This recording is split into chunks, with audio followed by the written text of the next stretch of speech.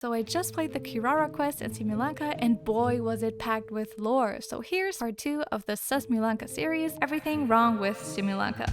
Narration footnotes begin straight away with the narrator doing some fourth wall shit by nudging the traveler into what to do next and eventually uncovering the truth of the 3 tribes, that all 3 of their differing pasts are true at the same time. Now this narrator later turns out to be one of the first creations ever made in this world, basically a primordial human, who knows he's part of a fairy tale with a predetermined story, which could mean that any remaining primordial humans may be aware of the fate system of Tevat. Let me ask you, who's our narrator? And by narrator, I mean the white text on a black background that we sometimes see during dialogue that explains what happens to us. Who's our narrator? Us, that we are not from this world. Alice, Anne, and Day narrate stuff like character introductions, for example. People like Wanderer and Farina's narrators differ from the rest because they already defied fate. Anne also helped us figure out how to move forward during the Fontaine Archon quest, shaping the future this way, like the narrator of Simulanka saying what we'll do next. What does this mean? Are the Hexen Circle members primordial humans? And what about the narrator of the Traveler's introduction, named KK? Notice how this narrator's voice comes from behind the door at one point?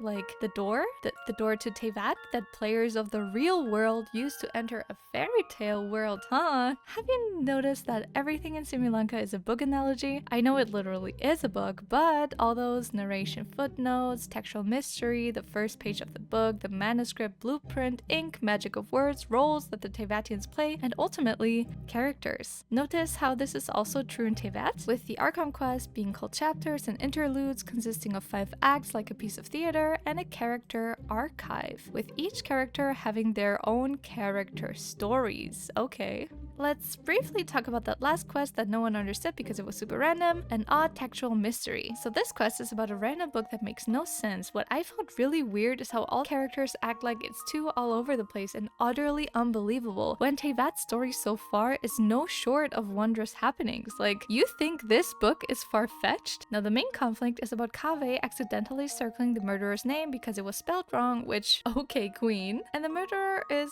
Al-Ahmar, aka King Deshret. Now people are mostly focusing on the importance of names, but what I found more interesting is the fact that the name of the culprit we're looking for is on the first page of the book. There's also this theory that Paimon is the bad guy because we meet her first, you get the idea, but in Simulanka, the first page of the book is the blueprint, the manuscript, the basis for the world that builds upon it. So maybe the culprit of Tevat, if our Tevat is also something like a book, is actually the person who was involved in making this world. I mean, Genshin literally means original god. Here's some other fun quotes the primordial human narrator drops during the Kirara quest that make you rethink your entire life. Maybe this is all a dream. Please don't be real, this could be really lame. Decision made at the first crossroads of destiny. You mean like this decision in the beginning of the game? You are not a fictional character. Okay. The author telling their character that footnotes and narration cannot meet. Maybe the fiction of the real world is the truth in the fairy tale. Okay, cool. Is this a reminder that fictional books are potentially real info in Genshin? Old news, I know, but there's a manuscript you get from Simulanka that mentions a princess and a bad dragon whose heart was cleansed by the princess's sacrifice and later turns into a black-haired human. Who's black-haired and currently theorized to be a dragon? Capitano. This could be the Natlan teaser everyone is looking for, but isn't that also the plot of the Boar Princess and Minidurin and Marianne?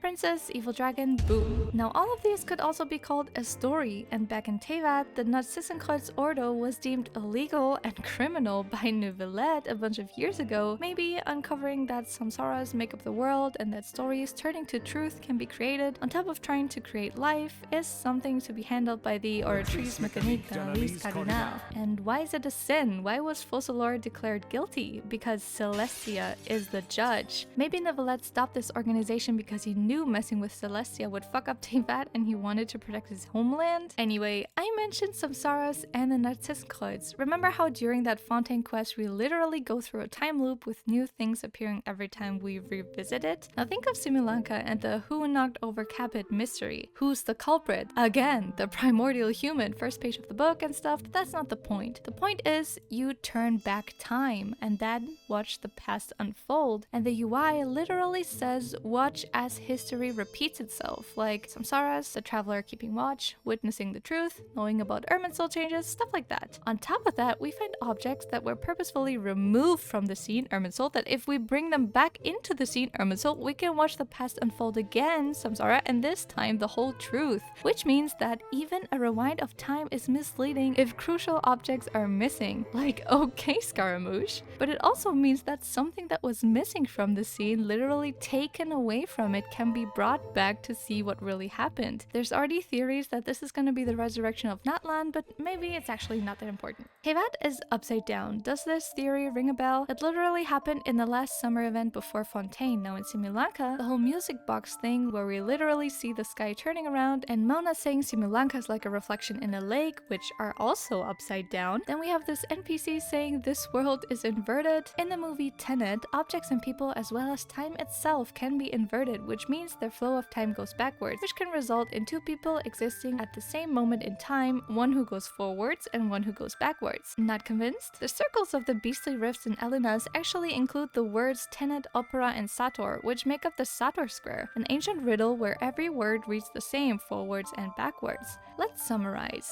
We have two people, the Traveler twins, okay. Time, okay, yeah, god of time, very important. The fact that the Abyss twin already traveled through all the nations before we did and saying we'll understand it at the end, okay. Irminsul not having info on us but on our twin, okay. So either we are inverted and experiencing everything backwards, or we are in a new samsara and Irminsul got a Windows update, or we were deleted from Irminsul, or the Abyss twin was deliberately inserted into Irminsul, or there's so many possibilities. Now lastly, some more strange points that made my brain go bzzz. People pointed out the icon of Simulanka looks very similar to the Battle Pass Kingdom. Also, our three tribes have three crests, a tower, a key, and a primogem, which should then relate to that Battle Pass story as well. One last thing, because I'm currently playing Fontaine World Quest. Okay, so this Melazine quest literally has you going to a different world that looks an awful lot like Academia, by the way, through written pages of some unknown author who created this to make others see the truth. Like, okay, the book analogies are strong with this one. But hey, remember, that's just a theory.